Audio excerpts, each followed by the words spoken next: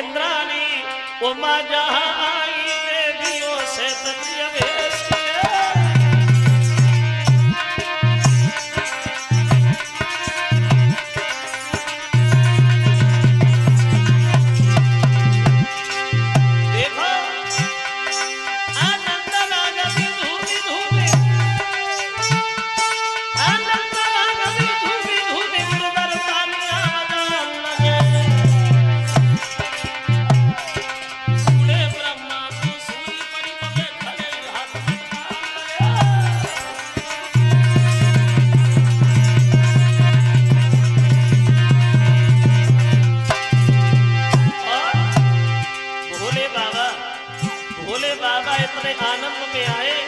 जो डमरू हाथ लिया औरतों के बीच में कूद पड़े।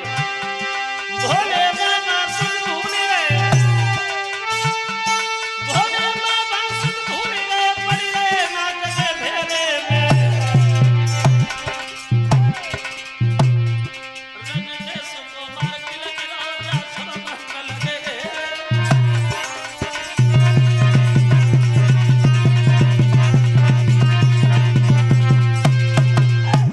अवतार हुआ राम का इस तरह से तो राम आए, लेकिन अब सवाल यह है कि क्यों आए श्री राम, क्यों अवतार हुआ राम का। तो देखो राम के अवतार के बारे में एक नहीं बल्कि कई एक प्रमाण मिले। क्यों आए राम, तो तुलसीदास ने साफ ये कहा है कि भगवान को आने के लिए, भगवान को अवतार लेने के लिए ना तारीख की जरूरत है ना किसी तिथि की जरूरत है। क्यों आए, बोले जब जब हो धर्म की हानि और बाले असुर अधम अभिमान। क्यों आए राम, तो तुलसीदास जी कहते हैं जब जब पृथ्वी पे पापों का भार होता है, जब जब दीन दुखियों का तिरस्कार होता है, जब जब घोर अत्याचार होता है, बोले तब तब भगवान का अवतार होता है। क्यों आए श्री राम, तो तुलसीदास कहते हैं रावण कुंभकर्ण मेघनाथ जब घोर अत्याचार ढाने लगे तो उन्हीं का संहार करने के लिए प्रभु श्री राम को भूतल पे आना पड़ा, इसलिए आए थे। लेकिन दूसरा विद्वान बोला इसलिए नहीं आए राम, फिर क्यों आए, तो उसने ये बताया कि ब्रह्मा जी के पुत्र स्वामी मन इन्होंने पत्नी शत्रुपा के साथ भगवान नारायण की बहुत कठिन तपस्या की। खुश होकर के भगवान बोले कोई वरदान मांगो, तो दोनों बोले प्रभु वरदान में हम तुम्हारे जैसा पुत्र चाहते हैं। तो भगवान बोले अपने जैसा हम कहां ढूंढने जाएंगे, एक काम करो, जब तुम युग त्रेता में दशरथ और कौशल्या बनोगे तब हम तुम्हारे पुत्र राम बन के आए, इसलिए आए थे राम। लेकिन तीसरे विद्वान ने इनकी भी बात फेल कर दी, बोले इसलिए भी नहीं आए, फिर क्यों आए, तो उसने ये बताया एक दिन कैलाश पर्वत भोले बाबा अपनी पत्नी गिरिजा को कथा सुना रहे थे। तो कथा सुनाते समय गिरिजा से बोले सुनो गिरिजा, एक कल्प में भगवान का अवतार क्यों हुआ, बोले क्यों हुआ, तो शंकर जी बोले गिरिजा सुनो क्यों आए थे राम, तो बोले कि नारद श्रापति नय कबारा कल्प एक कई लगी तारा।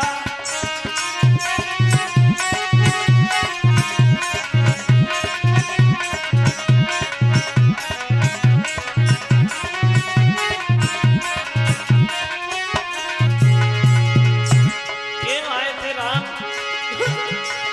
तो शंकर जी बोले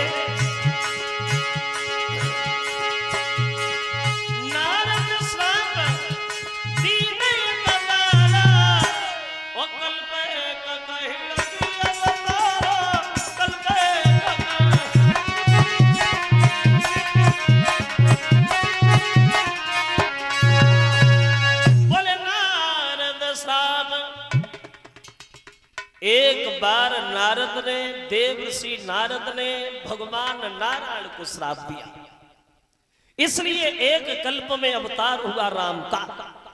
तो गिरिजा थोड़े आसन में पड़ेगी, बोले भोले बाबा ये तो आप बिल्कुल गलत कह रहे हो कि शंकर जी ये तो गलत बात है जो नारद श्राप भगवान को दिए, क्योंकि नारद श्राप दे ही नहीं सकते भगवान को, पुजारी है भगवान के, सेवक है, वो सेवक अपने स्वामी से नाराज भला काहे को होगा, मैं तो नहीं मानूंगी। बोले सुनो क्यों दिया। एक बार देवर्षि नारद ने मन में सोचा कि बीड़ा तो बहुत बजा लिया, चलो थोड़ा भजन ही हो जाए। तो इन्होंने सोच करके हिमालय पर्वत पे ठहरे गए और इन्होंने भगवान की तपस्या शुरू कर दी।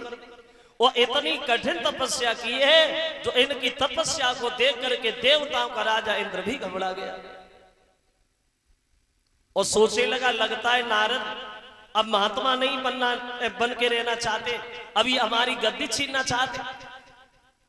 और देखो इंद्र इसी बात को लेकर के डरता था, किसी की तपस्या को देख करके कहीं हमारी कुर्सी ना चली जाए, कहीं हमारी सीट ना निकल जाए। पहले इंद्र का कोई टिकाऊ नाम नहीं था, इंद्र नाम का पहले कोई टिकाऊ नाम नहीं था। इंद्र नाम की एक पदवी हुआ करती थी, पदवी जैसे आजकल पद होता है प्रधानमंत्री, मुख्यमंत्री, एमएलए, एमपी, ऐसे पहले पद हुआ करते थे। पहले ये वोट नहीं पढ़ते थे जैसे आजकल वोट पढ़ते। पहले जो तपस्या में सफल हो जाता था वो ही देवताओं का राजा इंद्र बन जाता था, वोटों की जरूरत नहीं थी, पहले तपस्या सफल वही राजा बनेगा। और जब कुर्सी की याद से खींचातानी ना रही है, बहुत दिन पहले से रही, जब कुर्सी जितनी बैठे हुए में नाई टूट रही होती है, खींचातानी में टूट रही है, वो अपनी तरफ खींच रहा, वो अपनी तरफ खींच रहा, कैसी निकले सीट निकले। वैसे आपने कभी देखा हो, अंदाज किया हो, वैसे ये लोग कभी गांव में घूमनों को ना आया, जब वोट पड़े हुए को नंबर आए, फिर देखो गली गली छान मार। नेतन की मीठी बात जे वोट मांगे जोरे हाथ, और पीछे से जे मारे लात, कैसी राजनीति है। जे दबे को दबात जात और उठे को उठात जात, अब भूल गए बतात बात, कैसी ये कुरीति है। वो कहते हैं हजार बात और पूरी हो न एक बात, और भाषण पे न खावे मात, कैसी ये प्रतीति है। वैसे सुने होंगे भाषण आज के राजाओं के आप लोगों ने, और आज के राजाओं ने सबने एक ही बात सीख ली है, एक ही बात सबने, कोई भी सही कैसा भी सही, एक ही बात जानता है, माइक पे खड़े होकर के अपने मुंह से अपनी बड़ाई करना, उसके अलावा कोई को जानता ही नहीं। माइक पे खड़े हो गए और भाषण देना शुरू हो गए। हमारे इस प्रांगण में बैठे हुए सभी किसान व सभी मजदूर भाइयों, आज हम आप लोगों को देख करके आपका हार्दिक बंधन अभिनंदन कर रहे हैं। अब जय शब्द है सबके, अब भाषण शुरू हो गए। देखिए हमसे पहले आए, आके चले गए, क्या किया, कुछ नहीं किया, लेकिन जो हमने किया उसे बच्चा बच्चा जानता है। हमने देखा तुम्हारे गांव में पानी की ज्यादा समस्या है, पिछली साल 8-10 नल लगवाए, किसने लगवाए, हमने देखा हमारे किसान भाइयों को आने जाने में ज्यादा परेशानी हो रही है। पूरे उत्तर प्रदेश में सड़कों का जाल बिछवा दिया, किसने बिछवाया, हमने। पिछली वर्ष पुलिस की भर्ती हुई, तुम्हारे क्षेत्र के 5-6 लड़के निकलवाए, किसने निकलवाए, हमने।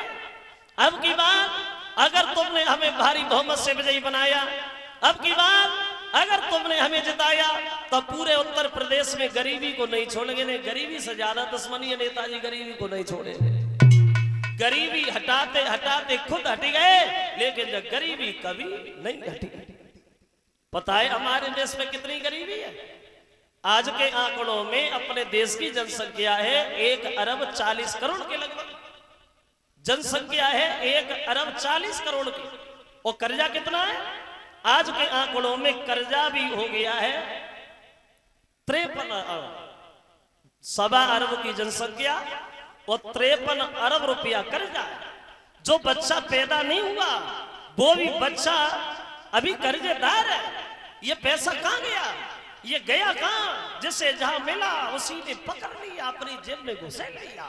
हमें तुमसे मतलब नहीं, हमें खुद से मतलब है। एक गीत हमारे मामा जी गाते थे, वो कहते थे कि मेरी पूजा के लड़ुआ कहाँ गए, तो बोले कि मेरी पूजा के लड़ुआ वो गणेश खा गए जी, मेरी पूजा के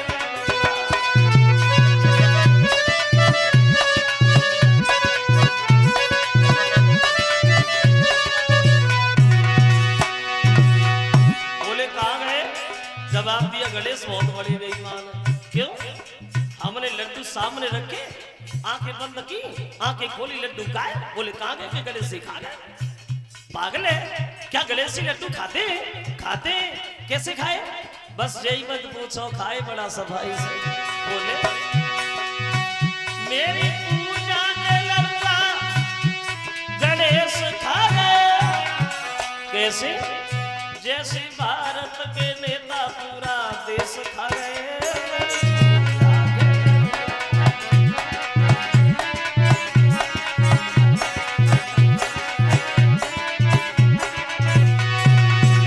जैसे भारत के नेता पूरा देश खा गए और बिजली वाले बत्ती के तीनों फेस खा गए।